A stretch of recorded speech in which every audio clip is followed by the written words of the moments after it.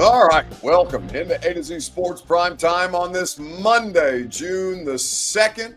It's lovely to have you guys in for another episode of the Prime Time program. We are going to talk about the front office and the tiers as we wrap up. I mean, the offseason is still ongoing, right? We have OTAs tomorrow, as a matter of fact, and then we will have mandatory minicamp next week, and then it's done for the next 6 weeks before we all, go our separate ways and then come back at the end of July and report for training camp. That is not too far in the distant future as we sit here on the 2nd of June, and we are going to dive into how the Titans front office stacks up with the rest of the NFL, the work that they have done to get them to this point, the reason why they had so much work to do, and kind of the way you should look at the approach that they're taking and the importance of how they're going about it at this point in time. Before we get started,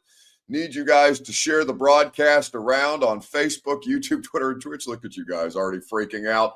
Not the dreaded 6 weeks of darkness, says Randy. Curtis says, whoa, not ready for that. Kendall says, I hate the 6-week break, bro. I get it. I understand. But I don't care because we need it.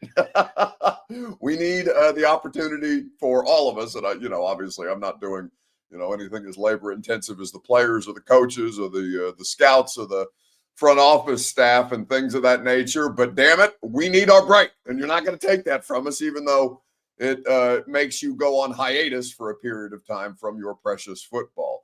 The horse face in the chat says, shut up, bro. What are you doing here? You got no place here other than to take up space on our screen. Look at him, how sad it is that he's hanging out here on his off time, lurking in the background. Damn, hold on. If Ross is here, shit, I'm about to go on. Damn, Ross, go ahead and log in here, big dog. You get look. That's Tehran. Isn't there one for Ross? We got a whole graphic for this. We know there was one for Ross, and we had to have them make a bigger one because his big ass head didn't fit in the one that they made for him. Don't do my head. Listen, I'm not gonna pile on because you got an earphone hanging off the side of your head. Because Buck talks all that shit about me too, so I ain't gonna pile on to Ross. But Ross, since you're in here, this guy just doesn't want to work hard. Why don't you come in here? Won't you come in here and say it to his face and let me go watch a movie or something? Curtis says Tehran looks different. Yeah, he went on that Drewski white face. Man, get this shit off me. Hold on. Yeah, you Damn, this is the most chest y'all might have ever seen. Oh my God, it's way too much. It's way too much chest. This is kind of low cut. This is like scandalous prime time, dude. I mean, listen, we did that one where we both took our shirts off, and I don't know how the audience felt about that. Are you getting some breaking news? Yes, I'm hearing that Robert is not going to start tonight due to injury concerns, and Ross is actually going to step in and take over. This is compelling news. I'm going to talk about it in the back. Hold on. Okay, very good. Get off my screen. But just the worst, both of them, honestly. I get no competent help around here. But when we talk about competency, we are going to get into...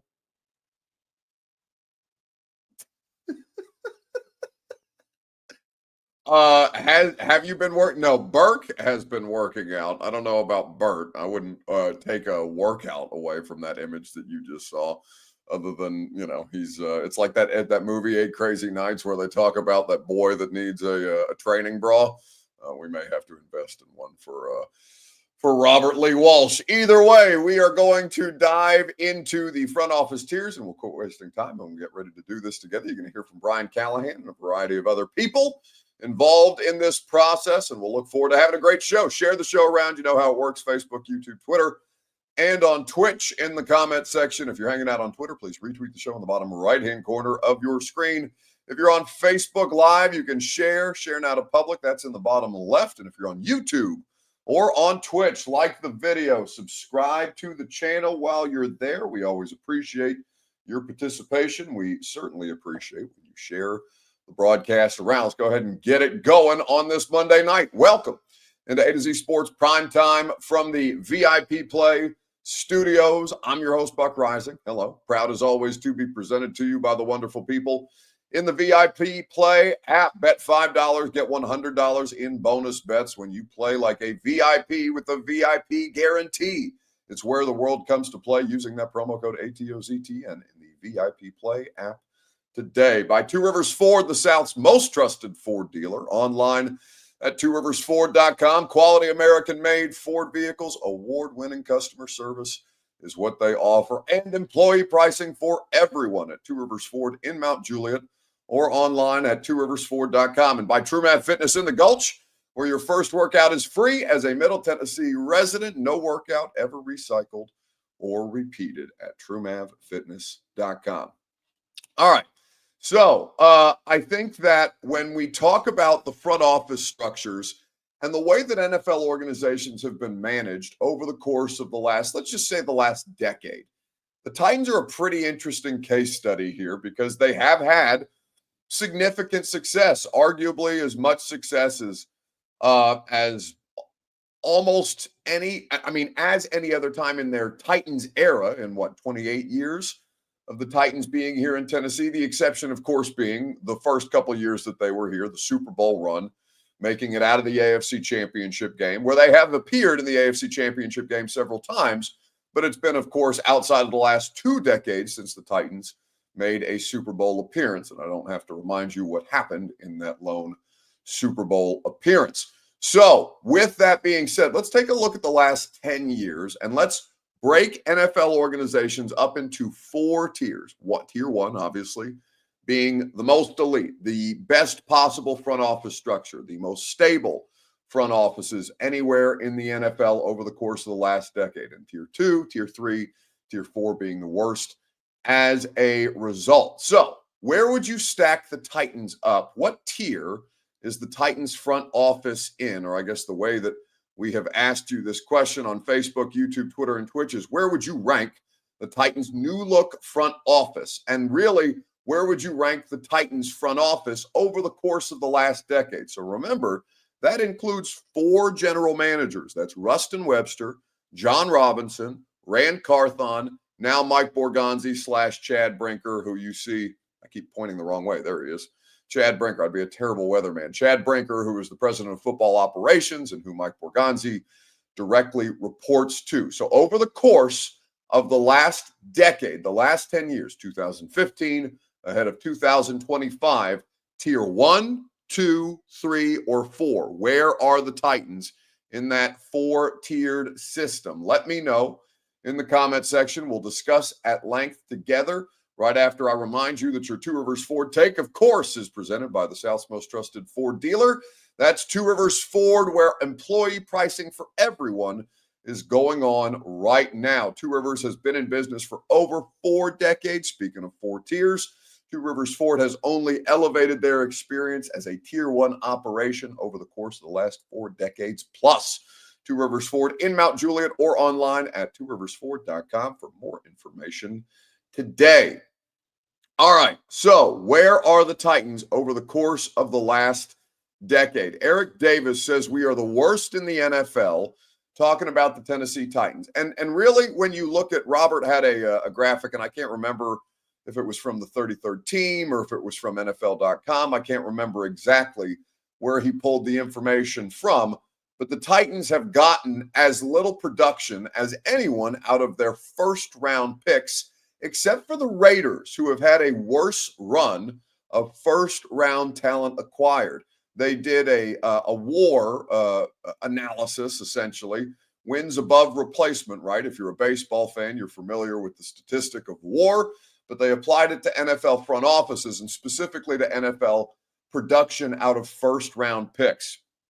And the Titans had the second lowest wins above replacement due to production from their first-round picks, second worst only to the Oakland / Las Vegas Raiders, who have had a really difficult time under Mike Mayock is in that decade.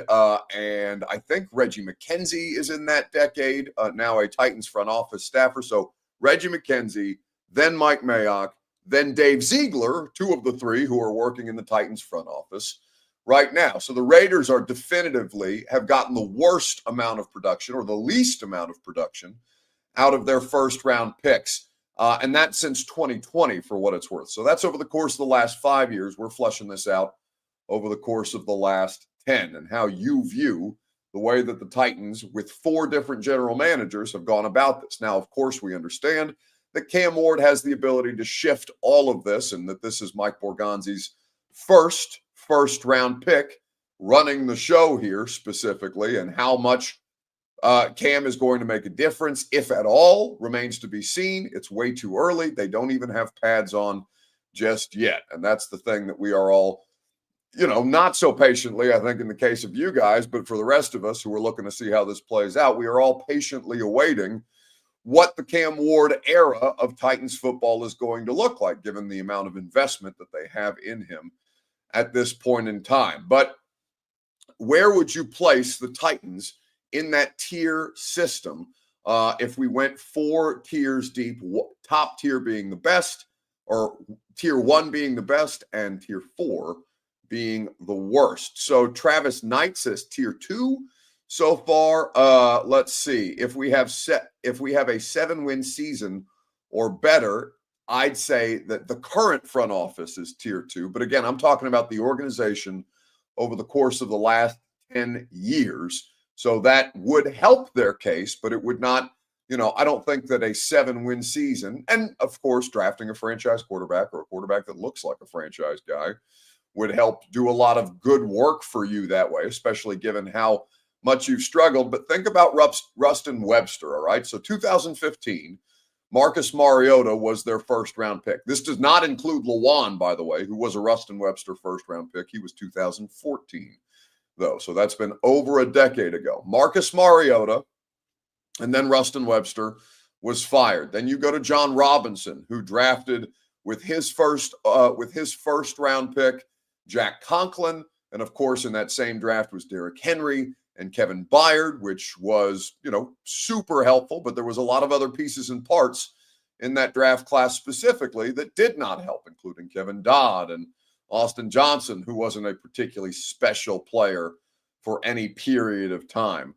He has had actually a longer NFL career than I expected Austin Johnson to have, but they picked Kevin Dodd and Austin Johnson before they finally got to Derrick Henry as the third of their second-round picks that they acquired in that trade back with the Rams, the last time that they were scheduled to have the number 1 overall draft pick. And then it's a real struggle, right? 2017 is Corey Davis and Adoree Jackson, their draft class, even though they're not the only ones there. When you look at 2018, that was obviously Rashaan Evans. That player was very disappointing in the way that he ended up panning out. That was a 4-man draft class where the best of them was Harold Landry. And even Harold obviously had some drawbacks for a player who you expected a significant more amount of production from, somebody who could have been a first-round pick in that draft, but who was really in a situation that he never. I don't think that Harold ever became special. He was a productive player for a period of time, but he was never anything. He was never TJ Watt, right? He was never Myles Garrett. He was a tier 2 type of pass rusher and a serviceable pass rusher for that period of time. And then as you continue on through it, 2019 does a lot of heavy lifting here, right? That's Jeff Simmons, that's A.J. Brown, that's David Long, and so many other pieces and parts that you talk about with the Tennessee Titans that they were able to add, that they were able to bring into the fold. 2019 does a ton of heavy lifting. And then the cliff with 2020 with Isaiah Wilson. And then following that, Caleb Farley and Treylon Burks and all these other things that really blew up in their face and that they were ill-equipped to handle at that period in time, or that they just certainly did not get the level of play, the level of production out of that they were looking for there. It is really the 2016 draft in the last 10 years and the 2019 draft that are the only true indisputable or undisputed successes by a mile for this organization, for the Tennessee Titans as an organization which means to me in the last decade across those 4 general managers, and I grade on a curve for instability here because I don't think that they are a well-run, or at least maybe this year, maybe this time will be different, right? The things that we talk about there, maybe this time will in fact be different with the Titans and everything that they've put together. But I don't think they're a well-run team, and I don't think they've been a well-orchestrated front office. I think they've had their moments in the last 10 years, but for the most part, they've kind of been a shit show. So when you grade on that curve specifically that way, I would say that the Titans in the last 10 years as a front office organization are a tier 4 organization, whereas tier 1, I would only include 3 clubs, and I would probably, if you put my feet to the fire, I would probably only have 2 front office structures in that tier 1. It would be the Philadelphia Eagles. It would be the Baltimore Ravens. I don't think anybody has more success year over year, even though the Ravens haven't won a championship in that 10-year window, right? The last Super Bowl for them was 2012, and the Eagles have since won 2 Super Bowls in that period of time. But they've been highly effective at drafting, the things that the Titans are trying to do, drafting, developing, and retaining their talent. It's Philadelphia and Baltimore to me, alone at the top. Then you get into the Kansas Cities of the world. Buffalo, I think, has done a lot of heavy lifting. Certainly the last, 6 years since Josh Allen has been the quarterback there. That's turned their fortunes in an appreciable way, but they have done well to put together super talented teams on both sides of the ball. I think that Tampa Bay also deserves a discussion between tier 1 and tier 2, where all they do is win divisions and draft great players. And I know Tom Brady does a lot to help them there, but even Baker Mayfield, the personnel acquisition of Baker Mayfield and how they continue to win those divisions. I mean, I think the Saints were the last team to win the NFC South, and that was all the way back in 2020. The Bucs have won it every year since then. So this is something that I think, Titans fans are aspiring to. Titans fans are hopeful about the future of their organization, and certainly Cam Ward's addition. And if he hits, it can do a huge amount of work or a huge amount of goodwill for helping the Titans raise that tier. But in the last 10 years of Titans football, I would put them in the basement of the NFL as far as their effectiveness as a front office structure.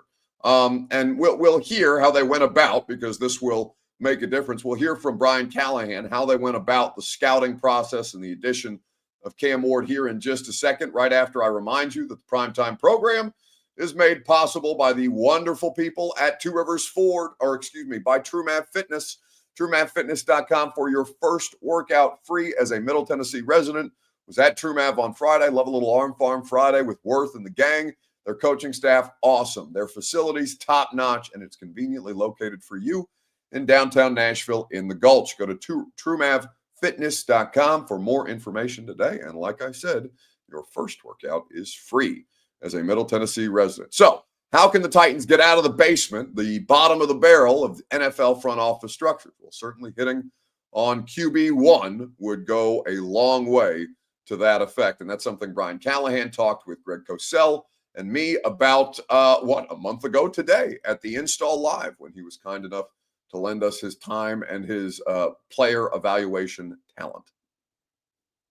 So fascinated to hear how you evaluate quarterbacks where you see, all right, this is a guy who's clearly talented, who's clearly made of the right stuff, who can get himself into some situations that are maybe less than ideal, but I can fix those.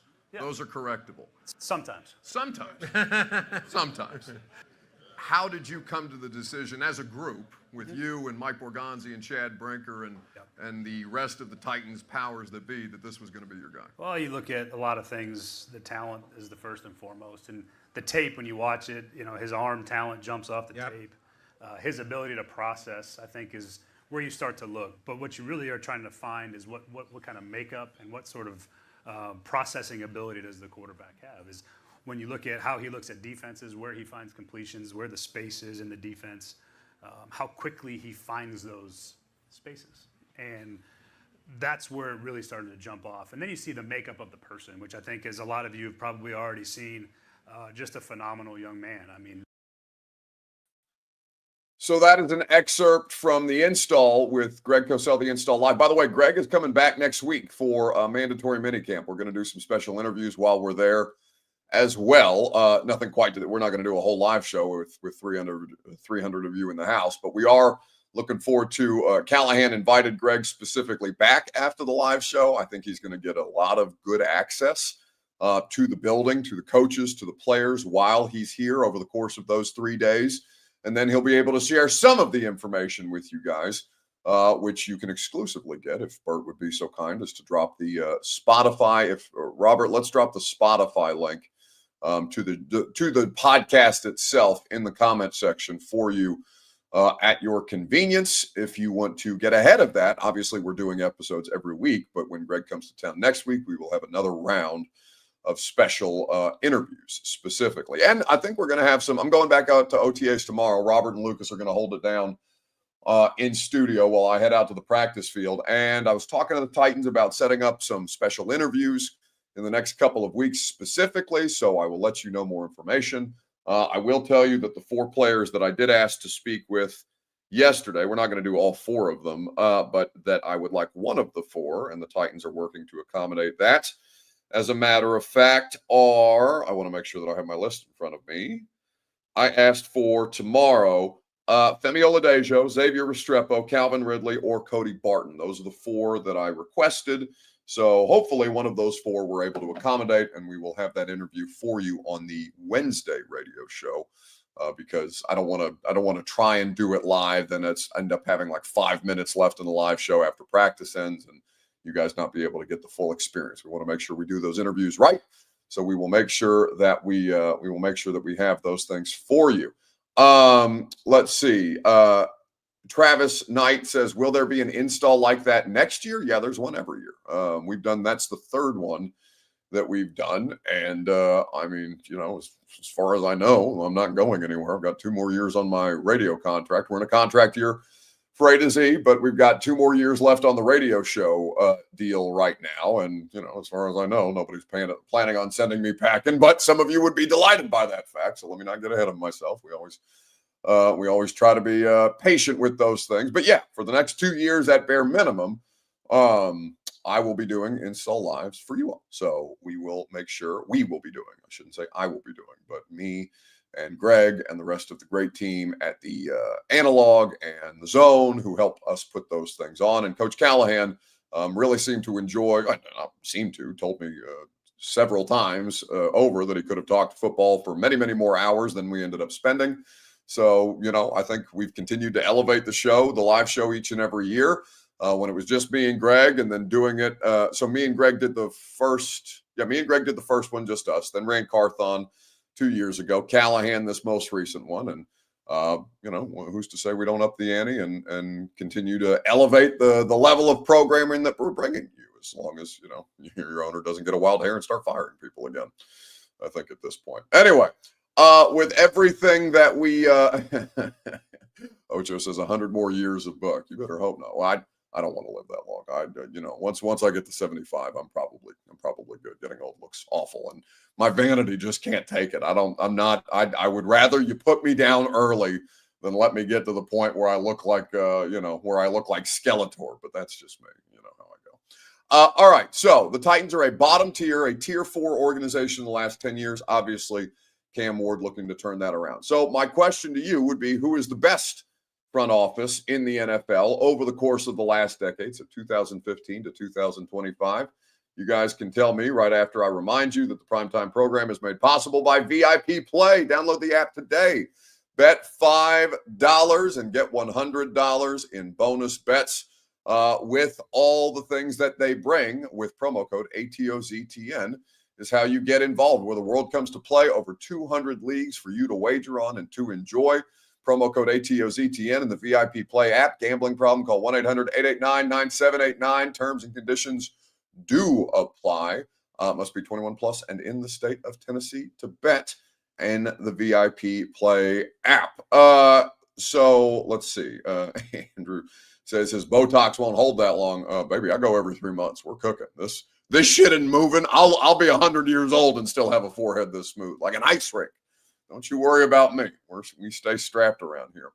Anyway, all the different things that the NFL brings to the table and all the different difficulties that the draft process specifically. Now, it's not just the draft. It includes free agent acquisition. It includes trade. That's why the Titans get an F from me over the course of the last 10 years, because it includes the A.J. Brown drafting, but then you traded away A.J. Brown, and obviously you're still dealing with the ripple effects of that catastrophe where, John, not intentionally, John Robinson lit their future on fire, but had a huge hand in lighting their future on fire after he was successful in building them up into an AFC championship caliber team. So who is the best organization in the last 10 years of football when it comes to the most important thing, which is organically regenerating the roster? Dalen says, got to be the Eagles or the Chiefs. The Chiefs don't get that kind of credit from me. I think the Chiefs are a tier 2 organization that way. And I know Mahomes is good enough. Mahomes, here's the problem with the Chiefs, okay? And you've seen this, and they win Super Bowls anyway because he's the best quarterback, the most talented quarterback any of us have ever seen. But they get away with a lot on the personnel side because they have Patrick Mahomes.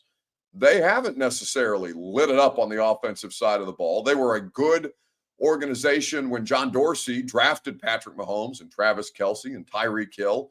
Since then, I'm blanking on the name of the Chiefs GM right now, Mike Borgonzi's former boss. This is going to drive me crazy.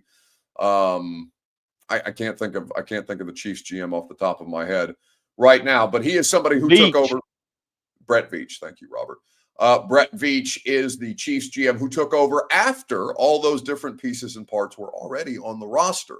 So Brett Veach, he has built technically Super Bowl caliber teams, but he didn't draft that quarterback. Now, that quarterback was drafted by that organization in the last 10 years, and so they get a great amount of credit over that. But I don't think that they have been a front office that has been excellent since they drafted Patrick Mahomes. Now, they did well. I like their play in this offseason. I think they're rounding back into form. I think this year could be a much more formidable version. In fact, I expect it to be a much more formidable version of the Kansas City Chiefs. They were right to let go of L'Jarius Sneed. How smart do they look on the back end of that deal specifically? They have moved on from players at the correct time, and they've been able to organically, for the most part, regenerate talent. But they're not elite that way. They are not elite. And elite, the tier 1, I would be comfortable putting only 2 organizations in that tier and then putting a good deal of organizations like the Chiefs, who I think are good, right? And arguably great, but they're not elite that way.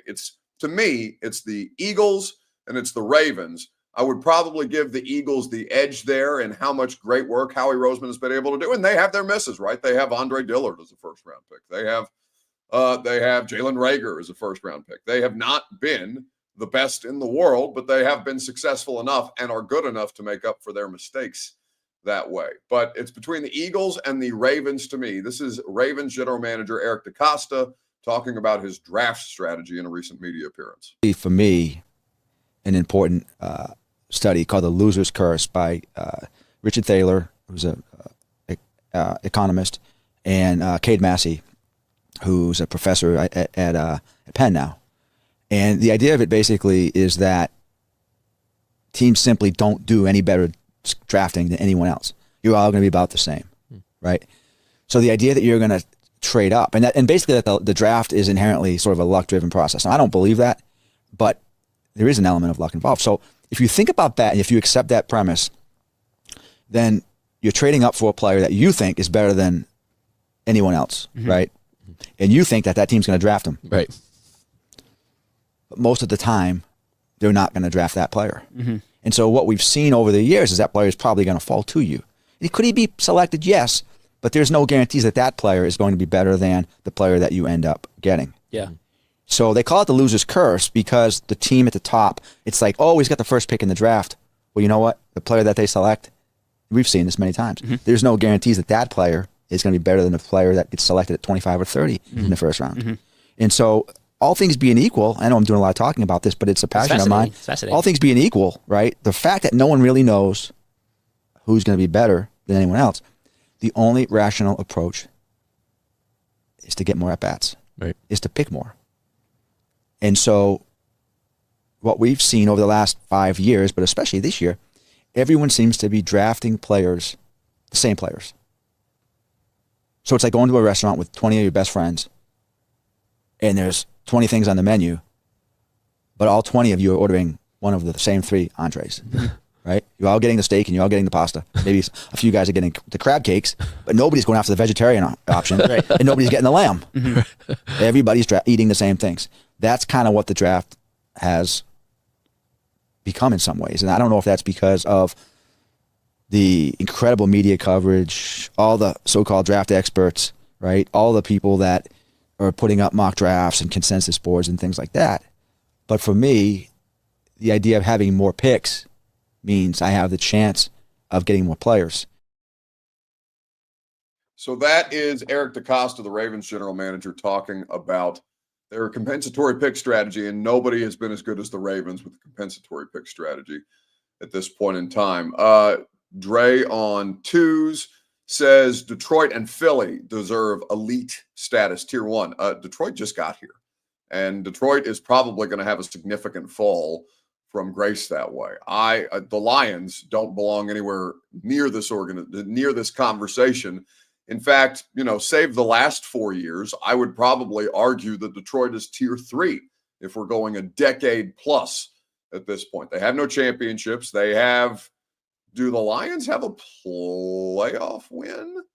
Yeah, they made it to the NFC Championship against was that the Eagles or the Niners a couple of years ago? Either way, Detroit has appeared in the postseason, has made their way through the postseason, and they've been trying to elevate themselves, but now they're losing pieces and parts all over the place. Frank Ragnow, their stud center, just retired. They're losing Eric DeCosta. Ocho says the Commanders. No, the Commanders have been a shit show except for last year. Guys, it's 10 years. No, they did one good thing. Now, you think that because they nailed a franchise quarterback with the 2nd overall pick, and he took them to the NFC Championship game. But the Commanders have not been a successful organization, certainly not a successful front office in the last decade. It just was last year. And that's how big a difference that a quarterback hitting on the correct quarterback can make, and also making good personnel decisions around them. All right, Bert, my laptop's going to die, so make this fast with your in case you missed it. What have you brought us today? Are you zebra hunting? Anytime someone tells me to make it quick, I'm in there.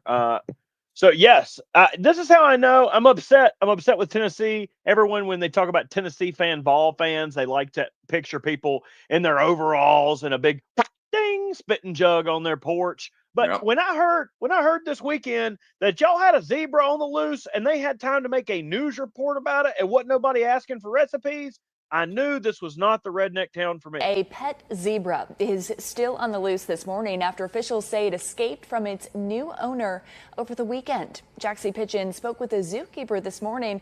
She joins us live from Rutherford County monitoring the search. Well, Peyton, at last check, the stripes have still not been spotted, but Saturday afternoon, that zebra was caught on camera here in the Valley Farms neighborhood in Christiana. Check this video out. This doorbell video sent in by Will White, where the zebra can be seen trotting down the street, even making a hard right turn here toward Upstream Road. Staying in Christiana, here's video sent into News 2 showing the zebra galloping through the high grasses on the side of the road. They're known for their speed, capable of running up to 40 miles per hour. And the zebra clearly covered a lot of ground. A viewer sending this video on Interstate 24. Officials say they had to temporarily shut down parts of the interstate since it was darting through traffic. Deputies say the zebra was last seen escaping into a wooded area near the Buchanan Road exit after its owner chased after it. At the Nashville Zoo, Dottie and Striped are a pair of plain zebras, which hoofskeeper Dakota Sullivan says is the same species as the one wandering through Rutherford County. As someone who spends time around these animals daily, Sullivan advises keeping your distance from the zebra, explaining that their kick is strong enough to crack a lion's skull. Zebras typically have one of three personalities. They're either really shy, really friendly, or they're typically really aggressive. Even though zebras look like they're in the equid family, they act very differently from a lot of other equids.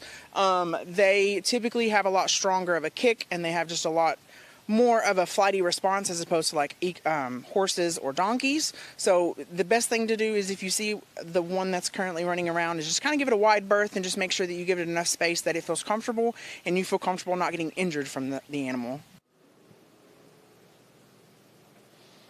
And again, officials are still searching for the pet zebra. If you do see it, they ask that you stay away from it and call the sheriff's office immediately. Live in Christiana, Jaxie Pigeon, News 2. Jaxie, Pigeon. yeah, what a great name for an animal story. That's great. Yeah, Jaxie, I actually heard down here they don't need any help and the police aren't needed to come in because they are roasting it over an open flame with a apple in its mouth. Back to you, Peyton Kennedy. What the hell are y'all doing out here, man? It's been people? 2 days. That's this morning. This thing's been on the loose since yesterday. So they caught it. Much to my chagrin, because I left the studios early. Because if I could have opened the back of that Bronco and had him run up in there, his flight response would have been me and him at Nashville Shores going to the wave pool, my dude. Well, I think I have no doubts that you would attempt to give that zebra a good life. I do not, but I do not think that your sloped backyard that is formerly oh my God. Yeah, I don't think your backyard where you used to have an above ground pool that you said had a deep end because you constructed it so poorly. I don't think that's where the zebra needs to live. In fact, I think he's probably better off in Rutherford County. Although, what are you people doing getting zebras for pets? Like, cut this shit out. What are you doing?